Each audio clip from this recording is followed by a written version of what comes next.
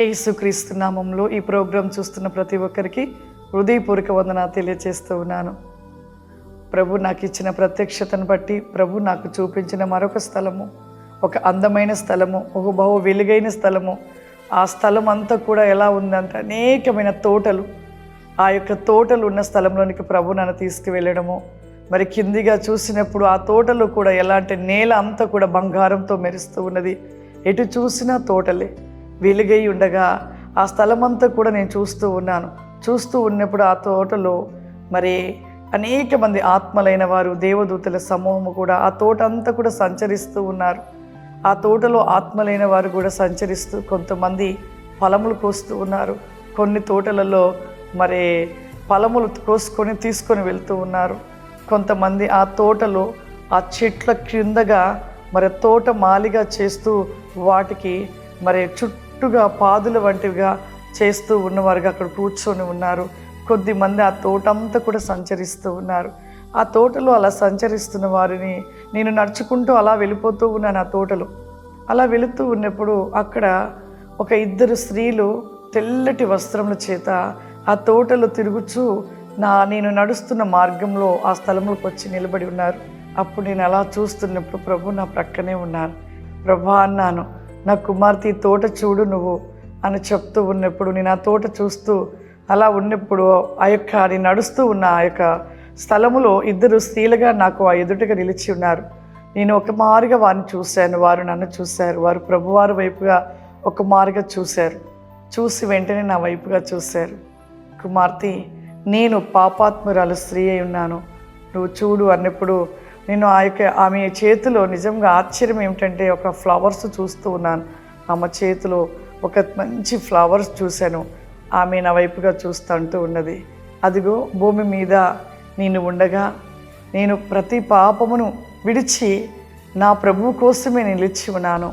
నా ప్రభువు కోసమే నేను మరి బ్రతికి ఉన్నాను. సమస్త పాపాన్ని విడిచిపెట్టి నా ప్రభువును అధికంగా ప్రేమించాను.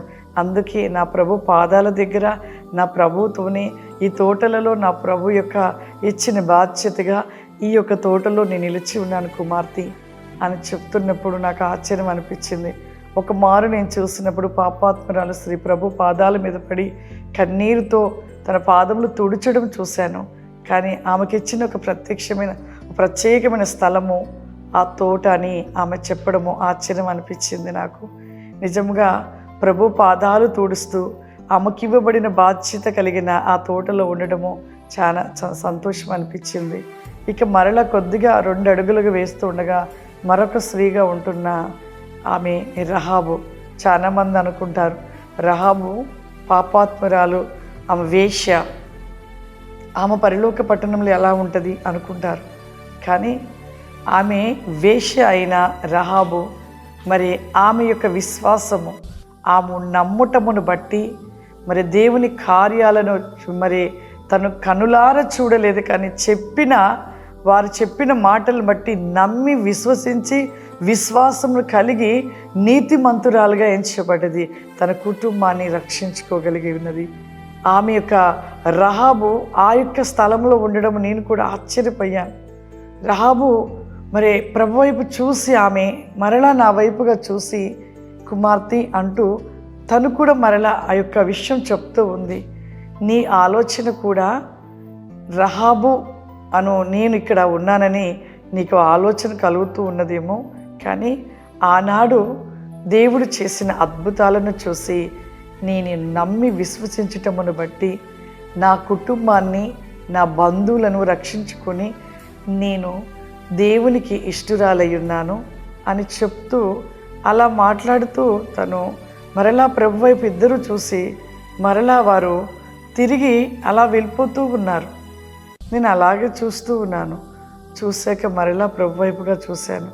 ప్రభు వారు ఒక మాటగా అన్నారు, నా కుమార్తె, అదిగో భూమి మీద మరి ఉంటున్న ప్రతి ఒక్కరు కూడా నా ఎడల విశ్వాసమును కలిగి నమ్మకముగా చివరి శ్వాస వరకు ఎవరైతే నిలిచి వారి ప్రతి పాపమును విడిచిపెట్టి నా కొరకు తప్పిస్తూ పరిగెడుతూ ఉంటారో వారి యొక్క సమూహములో మరి ఆ సమూహము ఈ యొక్క ప్రాంతం అంతా కూడా సంచరిస్తూ ఆనందిస్తూ ఉంటారు.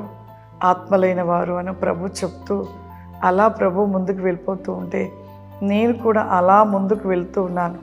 ఇక అక్కడితో మరలా తిరిగిన ఆత్మ నేను ఉన్న స్థలంలోనికి రావడం జరిగింది.